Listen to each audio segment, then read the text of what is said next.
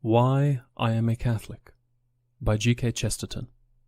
The difficulty of explaining why I am a Catholic is that there are 10,000 reasons, all amounting to one reason, that Catholicism is true.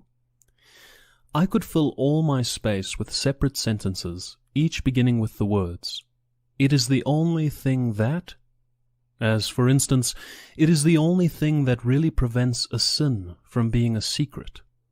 It is the only thing in which the superior cannot be superior, in the sense of supercilious. It is the only thing that frees a man from the degrading slavery of being a child of his age. It is the only thing that talks as if it were the truth, as if it were a real messenger refusing to tamper with a real message. It is the only type of Christianity that really contains every type of man, even the respectable man. It is the only large attempt to change the world from the inside, working through wills and not laws, and so on. Or I might treat the matter personally and describe my own conversion. But I happen to have a strong feeling that this method makes the business look much smaller than it really is. Numbers of much better men have been sincerely converted to much worse religions. I would much prefer to attempt to say here of the Catholic Church precisely the things that cannot be said even of its very respectable rivals. In short, I would say chiefly of the Catholic Church that it is Catholic. I would rather try to suggest that it is not only larger than me, but larger than anything in the world, that it is indeed larger than the world. But since in this short space I can only take a section, I will consider it in its capacity of a guardian of the truth. The other day, a well-known writer, otherwise quite well informed, said that the Catholic Church is always the enemy of new ideas.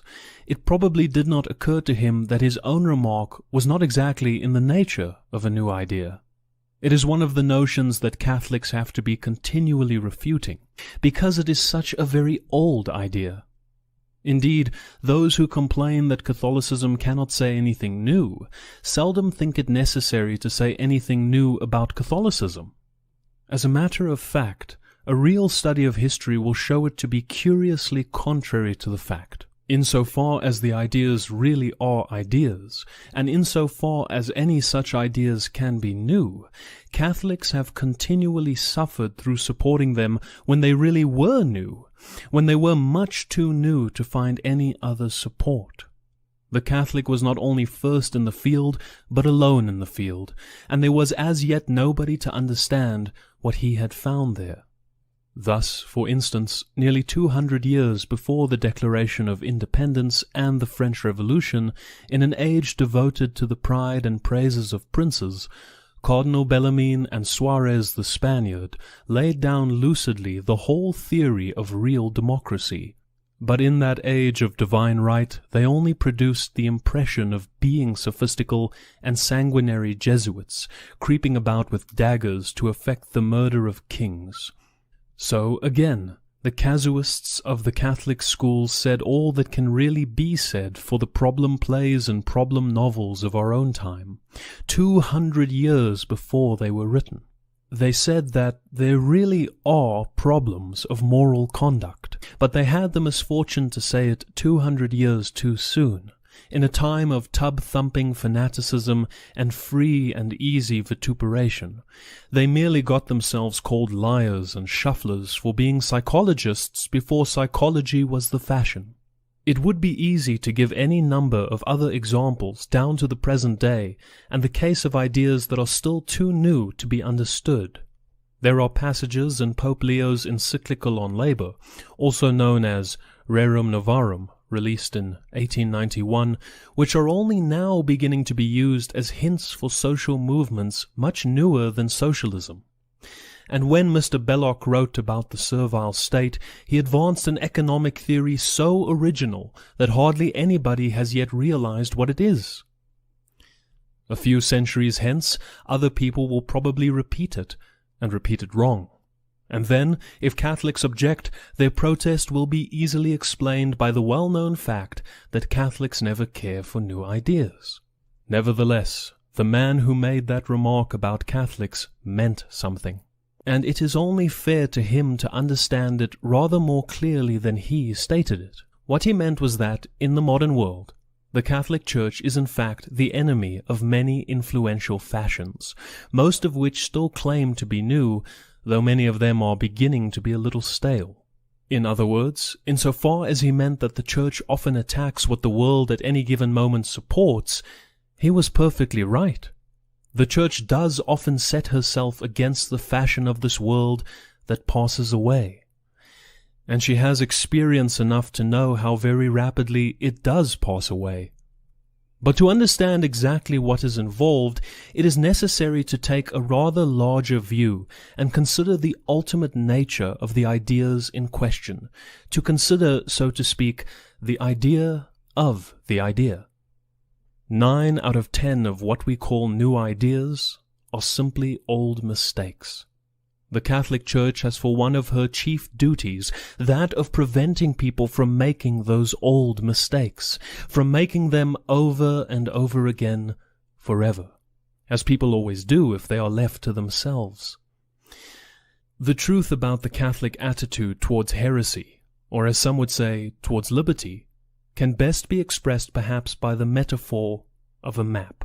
The Catholic Church carries a sort of map of the mind which looks like the map of a maze, but which is in fact a guide to the maze.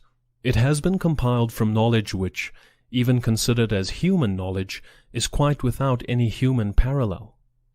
There is no other case of one continuous intelligent institution that has been thinking about thinking for 2,000 years. Its experience naturally covers nearly all experiences, and especially nearly all errors. The result is a map in which all the blind alleys and bad roads are clearly marked, all the ways that have been shown to be worthless by the best of all evidence, the evidence of those who have gone down them. On this map of the mind, the errors are marked as exceptions. The greater part of it consists of playgrounds and happy hunting fields, where the mind may have as much liberty as it likes, not to mention any number of intellectual battlefields in which the battle is indefinitely open and undecided. But it does definitely take the responsibility of marking certain roads as leading nowhere, or leading to destruction, to a blank wall, or a sheer precipice. By this means, it does prevent men from wasting their time or losing their lives upon paths that have been found futile or disastrous again and again in the past, but which might otherwise entrap travelers again and again in the future. The Church does make herself responsible for warning her people against these, and upon these the real issue of the case depends. She does dogmatically defend humanity from its worst foes, those hoary and horrible and devouring monsters of the old mistakes. Now, all these false issues have a way of looking quite fresh, especially to a fresh generation. Their first statement always sounds harmless and plausible. I will give only 2 examples. It sounds harmless to say, as most modern people have said, actions are only wrong if they are bad for society. Follow it out, and sooner or later you will have the inhumanity of a hive or a heathen city, establishing slavery as the cheapest and most certain means of production, torturing the slaves for evidence because the individual is nothing to the state, declaring that an innocent man must die for the people, as did the murderers of Christ. Then, perhaps, you will go back to Catholic definitions and find that the Church, while she also says it is our duty to work for society, says other things also which forbid individual injustice. Or again, it sounds quite pious to say, our moral conflict should end with the victory of the spiritual over the material. follow it out, and you may end in the madness of the Manichaeans, saying that a suicide is good because it is a sacrifice, that a sexual perversion is good because it produces no life, that the devil made the sun and moon because they are material. Then you may begin to guess why Catholicism insists that there are evil spirits as well as good, and that materials also may be sacred, as in the Incarnation, or the Mass, in the sacrament of marriage, or the resurrection of the body. Now there is no other corporate mind in the world that is thus on the watch to prevent minds from going wrong. The policeman comes too late when he tries to prevent men from going wrong.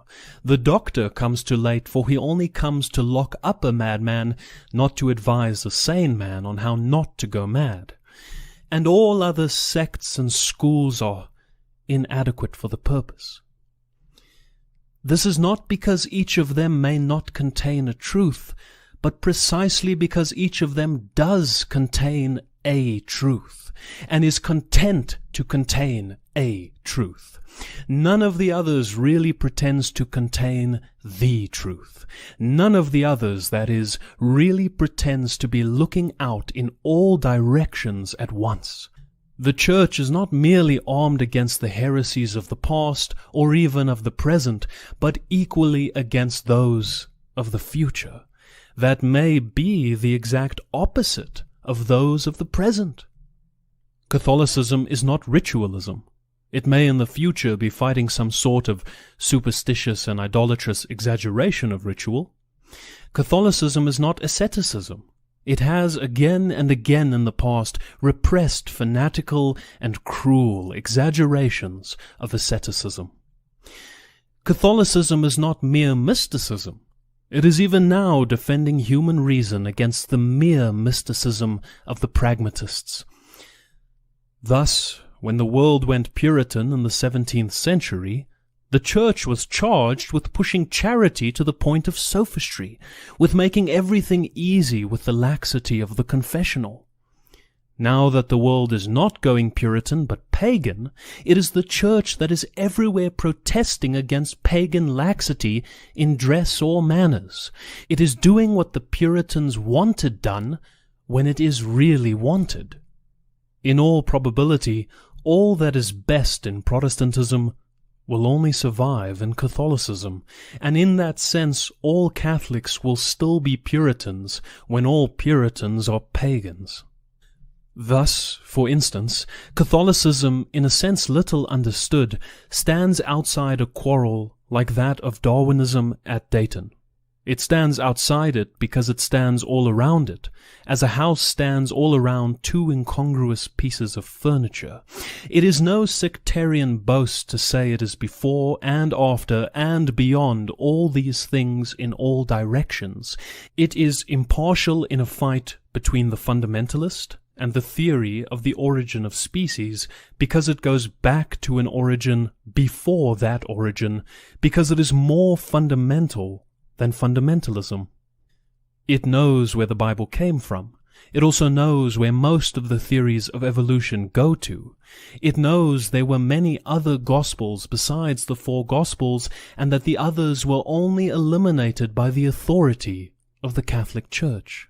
It knows there are many other evolutionary theories besides the Darwinian theory, and that the latter is quite likely to be eliminated by later science. It does not, in the conventional phrase, accept the conclusions of science for the simple reason that science has not concluded. To conclude is to shut up, and the man of science is not at all likely to shut up. It does not, in the conventional phrase, believe what the Bible says for the simple reason that the Bible does not say anything. You cannot put a book in a witness box and ask it what it really means. The fundamentalist controversy itself destroys fundamentalism. The Bible by itself cannot be a basis of agreement when it is a cause of disagreement. It cannot be the common ground of Christians when some take it allegorically and some literally. The Catholic refers it to something that can say something, to the living, consistent, and continuous mind of which I have spoken, the highest mind of man, guided by God. Every moment increases for us the moral necessity for such an immortal mind. We must have something that will hold the four corners of the world still while we make our social experiments or build our utopias. For instance, we must have a final agreement, if only on the truism of human brotherhood that will resist some reaction of human brutality. Nothing is more likely just now than that the corruption of representative government will lead to the rich breaking loose altogether and trampling on all the traditions of equality with mere pagan pride. We must have the truisms everywhere recognized as true. We must prevent mere reaction and the dreary repetition of the old mistakes. We must make the intellectual world safe for democracy. But in the conditions of modern mental anarchy, neither that nor any other ideal is safe. Just as Protestants appealed from priests to the Bible and did not realize that the Bible also could be questioned, so Republicans appealed from kings to the people and did not realize that the people also could be defied. There is no end to the disillusion of ideas, the destruction of all tests of truth that has become possible since men abandoned the attempt to keep a central and civilized truth, to contain all truths and trace out and refute all errors. Since then, each group has taken one truth at a time and spent the time in turning it into a falsehood. We have had nothing but movements, or in other words, monomanias. But the church is not a movement, but a meeting place, the trysting place of all the truths in the world.